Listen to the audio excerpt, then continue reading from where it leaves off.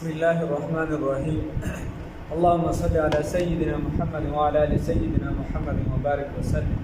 ما كان محمد أبا أحد من رجالكم ولكن رسول الله وخاتم النبيين. وقال النبي الكريم صلى الله عليه وسلم أنا خاتم النبيين لا نبي بعدي، أو كما قال النبي الكريم صلى الله عليه وسلم. عزتمندو څنګه چې تاسو ته معلومه ده چې په 10 اکتوبر باندې د ختم علی مجلس تحفظ ختم نبوت د هغې زیر سایه د هغې د لاندې یو پروګرام هر کال یعنې په اکتوبر کې کېږي چې هغه عالمي اجتماع وي د ختم نبوت او ځای په ځای باندې په هغې کې په مردان کې یو غټه اجتماع د ختم نبوت کېږي د هغې د تحفظ ختم نبوت لپاره. دې کال به هم کېږي په 10 تاریخ باندې به هم کېږي او په 19 باندې به هم کېږي، دوه اجتماعګانې به کېږي. نو اوس خو سبا انشاءالله نن د خالي ورځ ده، سبا به چې دی د ختم نبوت پروګرام او دې کې به لوی لوی اکابرین مشران زموږ ناصر الدین حقواني صاحب، لکه شان مولانا الله وسایه صاحب، لکه شان چې دی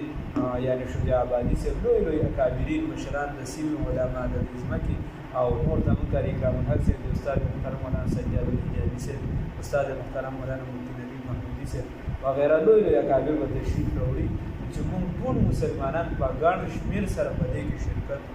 ثواب حاصل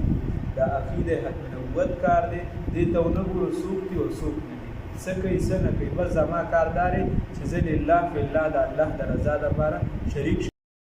نو خبره ده د عزتمنو مسلمانانو سبا به انشاءالله دا پروګرام وي تقریبا ماښام ماسخوتنه پورې به چلېږي، سهار به شروع کېږي چې موږ ټول ملګري په دغه پروګرام کې شرکت وکړو د الله د رضا دپاره، د الله د رضا دپاره خپل اواز اوچت کړو، د ختم نبوت د تحفظ دپاره، د دین دپاره،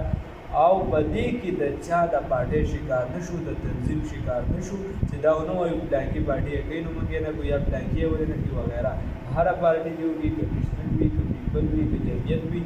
او که پی ډي آی وي، که دا د هرې پارټۍ د هغې مشترکه سټیج وي چې ټول پکې شرکت وکړو او ټول پکې راشو. د هر مسلک سټیج دی چې هر مسلک راوبلو او هغې راشي، که هغه فقیر والا حضرات دي، که بریل والا دي، که دیوبند دي، که اهل حدیث دي، الله رب العزت ته د توفیق راکړي. هره لحظه چې دا ثواب دی، هر منټ چې دی د رسول الله صلی الله علیه وسلم سره د نزدېکت فرصت دی، الله رب العزت ته د توفیق راکړي. سبا د اتوار په ورځ به انشاءالله دغه پروګرام وي، الله رب العزت ته د توفیق راکړي چې شرکت